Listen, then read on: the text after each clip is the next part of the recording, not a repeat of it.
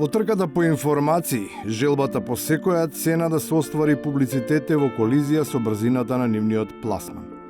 Сепак, утврдувањето на исклучителноста која авторите по правило си ја припишуваат е депласирано кога без доволно да внимаваат ќе се пофалат пред оние кои навистина биле во предност.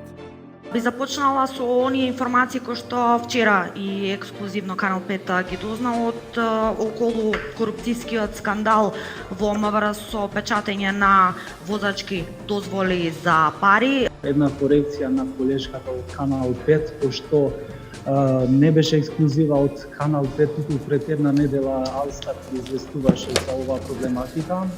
За оваа редовна еснавска битка се наоѓа разбирање и таа освен мала тензија не предизвикува сериозни проблеми во фелата. За разлика од долгогодишната мака со политичката инструментализација на медиумите, која никако да биде искоренета. Затоа кој таму ја креира уредувачката политика и ја цензурира листата на подобни за пред екранот, свесни се дури самите гости. После средата Мицкоски, веќе 2 пати сте поканати таму. Тоа е добро. Добро. Што е помонструозно? Некој што една година не ве викал, па сватил дека сгрешил, па ве вика. Не сватили дека сгрешиле. Им наредиле да ве викат. Ако де?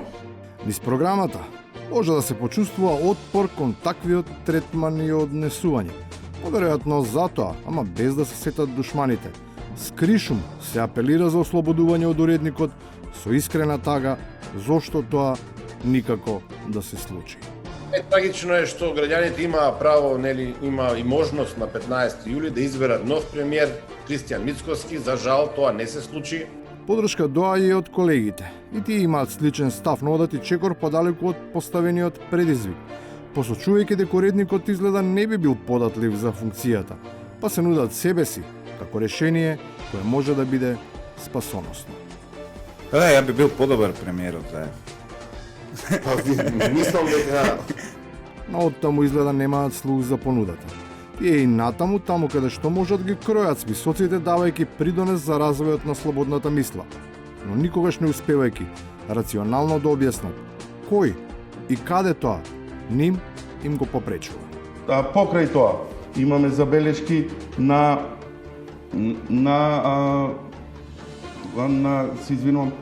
И на крајот, како што ние ги чекаме вакцините, така некој од истиот човек се уште се надева на повик. Ајде, Бог се јави, Лиде, што би кажала ти? Бог се јави, ама Венко уште не ми се јави. Лиде е наивна исто како Венко. Таа смета на него, а тој на ковакс механизмот. Ниту таа, ниту кој било друг, веќе не смее да го чека. Тоа што го чека.